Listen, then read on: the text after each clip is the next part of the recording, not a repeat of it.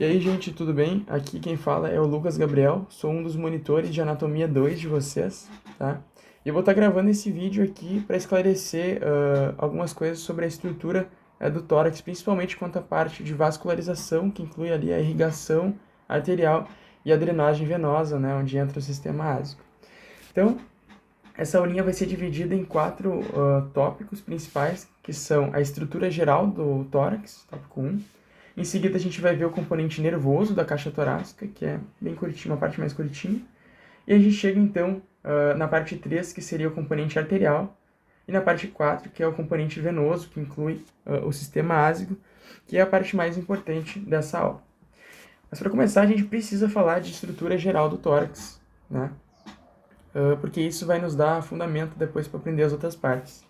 Então, o tórax é a parte do tronco que se localiza entre o pescoço e o abdômen, sendo dividido, então, em três compartimentos. Compartimento pulmonar direito, compartimento pulmonar esquerdo, e no meio deles, o mediastino, que também é subdividido em algumas áreas. Tá? Limites do tórax, muito tranquilo. Né? A gente tem aqui um limite superior, que na verdade a gente chama de abertura superior do tórax, que se dá pela vértebra T1, pela primeira costela e pela face superior do manubrio aqui, né, dos dois lados. Então isso é a abertura superior do tórax. Já como limite inferior, a gente tem aqui o músculo diafragma, né? E como limites anterior e posterior, a gente tem as próprias costelas, né, que se dirigem lá desde os corpos vertebrais, abraçando aqui para chegar no externo, pelo menos a maioria delas. Né? E falando nas costelas, as costelas são a parte mais importante da estrutura do tórax e por isso a gente tem que dar uma atenção para elas e tem que saber algumas coisas importantes sobre as costelas. Primeira coisa é que existem 12 pares de costelas e eles são divididos em costelas verdadeiras, falsas e flutuantes. As costelas verdadeiras são desde a primeira até a sétima costelas.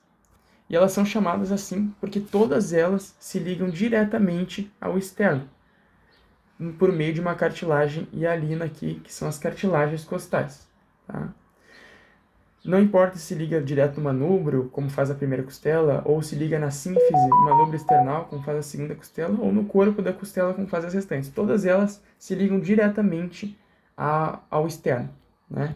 É diferente do que acontece nas falsas. Né? As costelas falsas, que são a oitava, a nona e a décima costelas, né? A oitava, a nona e a décima costelas, elas não se ligam diretamente no externo. Porém, elas se ligam aqui, ó, na cartilagem costal da última costela verdadeira, que seria a costela de número 7. Tá bem? Então, elas têm uma sustentação, elas estão grudadas a alguma coisa, no entanto, é uma conexão como se fosse falsa, né? Porque elas não se inserem diretamente aqui no externo, sim na cartilagem de outra costela. E para finalizar, a gente tem as duas costelinhas ali flutuantes, que são a 11ª e a 12ª. São bem curtinhas, são costelas atípicas, como a gente vai ver depois. Né? E elas não se prendem em nada, não possuem cartilagem costal como as outras costelas. Tá?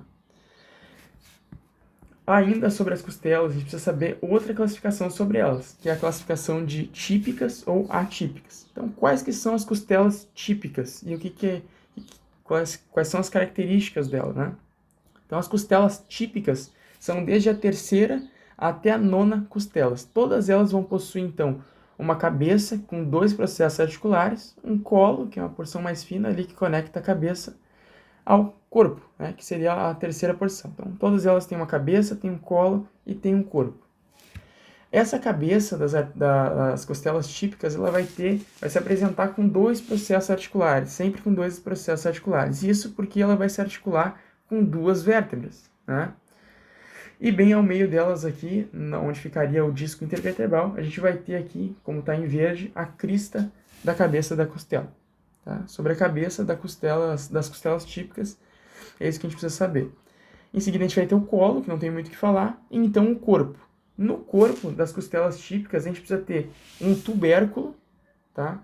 Que existe por causa dessa articulação aqui da costela com o processo transverso, e a gente vai também ter um sulco. Tá? O sulco fica na parte inferior da costela, aqui, ó, e ele existe para guardar o feixe vasculonervoso. Então, o feixe vasculonervoso principal ele vai passar acompanhando esse sulco aqui da costela. Tá? Até coloquei uma imagem aqui para a gente conseguir visualizar melhor essa questão do tubérculo, né? Então aqui está o processo transverso da vértebra, aqui o processo espinhoso, né? E aí a parte posterior da costela aqui ela acaba se ligando ali, fazendo uma articulação com o processo transverso. Isso dá uma maior estabilidade ali para o tórax. De costelas típicas é isso. Agora a gente tem que falar das costelas atípicas. As costelas atípicas, elas são 5. São a primeira, a segunda, a 11ª e a 12ª costelas. Tá? Sendo que a mais importante delas é a primeira costela. Essa primeira costela, ela é a mais diferentona de todas, né? Bem curta, essa costela bem curta e bem horizontalizada, né? Ela possui ali 3 sulcos. Ela possui 3 sulcos que se referem ao sulco da artéria subclávia, sulco da veia subclávia e em meio a eles o sulco do músculo escaleno anterior. Então percebam aqui, ó, em verdinho, a primeira costela, aqui a gente consegue ver a cartilagem hialina, e aí passando aqui por cima, deitando nessa costela aqui, a gente vê a veia subclávia, o músculo escaleno anterior, em seguida a artéria subclávia, né? E aqui por cima, por transparência, a gente consegue ver a clavícula. Então, isso também explica porque a gente não consegue palpar a primeira costela, porque justamente a clavícula ela está passando por cima. E de primeira costela, é isso que a gente precisa saber. Sobre a segunda costela, né, seria essa costela aqui, ela se articula sim com dois corpos vertebrais, né, tanto com T1 quanto com T2. Isso é uma característica típica dela, né? No entanto, a característica atípica dela seria aqui, ó, a gente pode ver nesse desenho aqui, ó, a tuberosidade, né, que ela apresenta em virtude da fixação do músculo serrátil anterior. Claro que nesse desenho aqui está um pouco gritante, não é tanto assim também, né? Mas ela difere das outras justamente por causa dessa tuberosidade, essa marca que o serrátil anterior deixa nela. E aí a gente vem para a 11ª e 12ª costelas. Essas costelas, assim como a primeira, elas possuem articulação apenas com um corpo vertebral. Então percebam aqui a 12ª se articula com um corpo só, 11ª também e a 10ª também ali. A 10ª quase que vem com outro corpo aqui, mas ainda assim se articulando só com um corpo vertebral. E isso é uma característica atípica, né? Mais atípico ainda, né, a 11ª e a 12ª, porque elas são flutuantes e elas não têm nem colo e nem tubérculo. Então isso é uma característica bem marcante. Tá? Mas é isso. Essas 12 costelas somadas às 12 vértebras torácicas, às 12 discos intervertebrais, as cartilagens hialinas e ao externo, elas vão formar o que a gente chama de caixa torácica osteocartilagínea, que é a estrutura bruta mesmo ali da caixa torácica. Tá? E não tem como falar de tórax sem falar dos espaços intercostais, né? Os espaços intercostais ficam entre uma costela e outra, a gente tem um total de 11 espaços intercostais, sendo que embaixo da 12ª costela fica o espaço subcostal. Esses espaços intercostais, eles são preenchidos por músculos, na verdade, 3 tipos de músculos, que de fora para dentro seriam o intercostal externo, o intercostal interno e o intercostal íntimo, nome bem tranquilo de lembrar, tá? Entre o intercostal interno e o intercostal íntimo vão passar os feixes vasculo-nervosos torácicos, tanto o principal quanto o colateral, sendo que o colateral se origina do feixe principal. Então, a gente pode ver bem nessa figurinha aqui, ó, aqui o músculo intercostal interno, o intercostal íntimo, entre eles aqui está passando o feixe vasculo-nervoso bem ali no sulco da costela, que fica no corpo da costela, né? Em seguida, do músculo intercostal íntimo, a gente já vai ter a pleura parietal, o espaço pleural, e o parênquima pulmonar revestido aqui pela pleura visceral. Também coloquei essa imagem aqui para a gente conseguir ver como que o feixe colateral ele é originado, né? Então aqui a gente tem o feixe principal, né? Feixe intercostal principal, que é realmente o mais importante, o mais preocupante também para a gente. E em determinado momento, nessa curvatura, ele vai emitir uma tríade aqui que vem para baixo nesse espaço intercostal. E para finalizar essa parte mais estrutural, assim, né, de tórax, eu trago aqui um raio-x bem bonito, um raio-x normal, para a gente conseguir ver a relação dessas costelas aqui no raio-x. Então, no raio-x, as costelas costumam ser a última coisa que a gente olha junto com o restante da parte óssea ali, né, das clavículas, da escápula, mas aqui a gente vai olhar elas primeiro. Então, para localizar as costelas, é ideal que a gente procure a parte anterior das costelas, que seria essa daqui, que é a primeira costela, a parte anterior, segunda costela, terceira costela, quarta, quinta, sexta, sétima, a gente consegue ver a oitava e a nona costela ainda. Então, isso significa que esse é um raio-x bem inspirado, né? A pessoa vai fazer um raio-x, vai precisar inspirar bem fundo. Isso serve para puxar o diafragma para baixo, obviamente, e expor esses campos pulmonares aqui para a gente ver se não tem nenhuma patologia. Acima de 6 costelas aparecendo, a parte anterior delas, né? A gente já conta como um raio-x bem inspirado. Nesse caso aqui, esse raio-x está muito bem inspirado, mas claro, né, ele é um raio-x de livro também, né? Quanto à parte posterior das costelas, fica um pouco mais difícil de contar elas, né? Porque por causa desse mediastino mais superior aqui, tem muitas estruturas, então fica difícil de contar. Mas a gente pode pegar uma costela típica aqui, ó, só para analisar aquilo que a gente estava falando antes. Então aqui, entre um corpo vertebral e outro corpo vertebral, a gente vai ter lá o disco intervertebral, e é bem nesse momento aqui que vai nascer a costela aqui. Então essa aqui é a parte posterior da costela, uma costela típica, tá? Porque a cabeça dela vai estar se articulando aqui, ó, com 2 corpos vertebrais. Lembra que a cabeça tem 2 faces articulares, né? Mais com curiosidade aqui que eu queria mostrar para vocês, já que a gente está com raio-x na mão, o que mais que dá para ver aqui? A gente vê a traqueia bem bonita aqui, bronco principal direito, bronco principal esquerdo, são essas partes mais escurinhas aqui, e a carina aqui, né, o ângulo da carina. O ângulo da carina tem que ter até 90 graus. Tudo isso aqui que a gente está vendo aqui no meio é o mediastino, e isso inclui o coração, certo? Então aqui a gente vê a margem aqui do coração, do átrio direito, a margem aqui da via cava inferior, aqui do botão aórtico, já que aqui estaria o arco aórtico, certo? E aqui já é a margem do coração esquerdo, né, do ventrículo esquerdo. Essa parte mais anterior aqui, ela costuma ser o ventrículo direito, num caso não patológico. Além disso, a gente consegue ver bem aqui, nesse raio-x aqui, os recessos costofrênicos, o que não acontece também quando o raio-x não está bem inspirado. A gente vê a cúpula diafragmática direita e a cúpula diafragmática do lado esquerdo, né?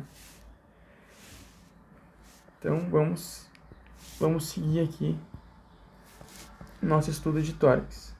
E para dar continuidade, eu gostaria de falar agora do componente nervoso da caixa torácica.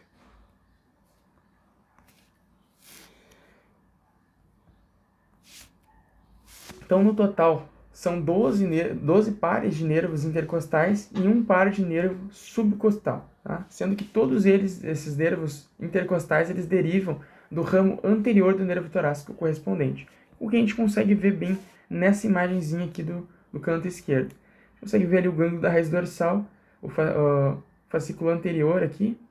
Os dois vão formar um nervo torácico, né? E esse nervo torácico, que é o nervo espinhal de fato, ele vai dar origem aqui a um ramo posterior e um ramo anterior. O que nos interessa é o ramo anterior.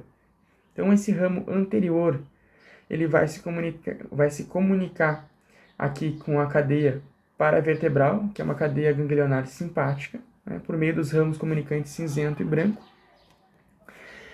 E ela vai se continuar aqui como nervo intercostal, sendo que esse nervo intercostal, ele vai dar origem àquele feixe colateral, aquele nervo intercostal colateral. A gente consegue ver bem aqui, ó. Então, nervo intercostal vindo aqui, em determinado momento ele vai dar origem ao nervo intercostal colateral aqui. Nessa imagenzinha do néter aqui, fica bem fácil da gente perceber que o sistema parasimpático ele não participa não tem axônios, né, parasimpáticos aqui. Isso porque o sistema parasimpático ele se concentra lá no tronco encefálico e na região sacral. O que a gente consegue ver aqui, nessa parte torácica, é um componente motor saindo aqui do corno ventral, o componente sensitivo aqui no neurônio pseudonipolar verdinho ali, chegando no corno dorsal, e saindo da substância intermédio lateral em vermelho, a gente tem aqui um componente simpático que vai entrar pelo ramo comunicante branco, tá? e vai fazer sinapse aqui, tanto para cima quanto para baixo, nessa cadeia ganglionar. Vai voltar aqui por meio do ramo cinzento, pode sair direto para algum gânglio também. E então a gente chega aqui no componente arterial da caixa torácica, que é uma das partes mais importantes da aula. Essa parte a gente vai dividir ela, começar então falando da artéria subclávia, né? Depois a gente vai falar de irrigação posterior e de irrigação anterior. Mas começando então pela artéria subclávia. A primeira coisa que a gente percebe sobre a artéria subclávia é que ela tem uma origem assimétrica, né, nos dois lados. No lado esquerdo, tanto a carótida comum esquerda quanto a subclávia esquerda, elas vão ter uma origem independente aqui no arco aórtico. Já no lado direito, só existe uma estrutura que sai do arco aórtico, que é o tronco braquiocefálico. E esse tronco braquiocefálico, ou artéria inominada, esse sim vai dar origem aqui à carótida comum direita e à subclávia direita. Tá? A partir desse ponto aqui, onde começa a subclávia, não tem diferença nenhuma entre um lado e outro. Tá? Então a gente pode escolher qualquer lado. Sobre os ramos da subclávia, classicamente existem 5 ramos, né? 5 artérias que a subclávia vai emitir, que são de proximal para distal. A gente vai ter a artéria vertebral, ascendendo aqui pelos forames intervertebrais, para formar a circulação posterior do encéfalo. A gente vai ter a artéria torácica interna, que desce, ela é uma artéria bem comprida, né? Em seguida, a gente vai ter o tronco tireocervical. Esse tronco tireocervical ele vai dar origem à artéria supraescapular, à artéria cervical transversa e à artéria tireoide inferior. Tá? Em seguida, a gente vai ter uma artéria bem importante para a gente hoje, que é o tronco costocervical. Esse tronco costocervical vai dar origem à artéria cervical profunda, que também ascende aqui, né? E a artéria intercostal magna. Essa artéria intercostal magna ela vai dar origem tanto à artéria intercostal, a primeira artéria intercostal posterior, quanto à segunda artéria intercostal posterior. Por isso que ela é importante para a gente. E por fim, um quinto ramo aqui, que seria essa aqui, a artéria escapular dorsal. Por que eu disse que a maioria das pessoas tem 5 ramos, né? Na verdade, 3/4 das pessoas tem 5 ramos dessa subclávia. Porém, 1/4 das pessoas, essa artéria escapular dorsal, ela não sai da subclávia, mas sim ela é uma continuação da cervical transversa, que é um ramo aqui do tronco tireocervical. Isso aí é só uma curiosidade mesmo, a gente pode seguir aqui para a irrigação do tórax. Então, a irrigação do tórax, como a gente já viu, ela tem um componente posterior e um anterior. Isso acontece por causa do quê?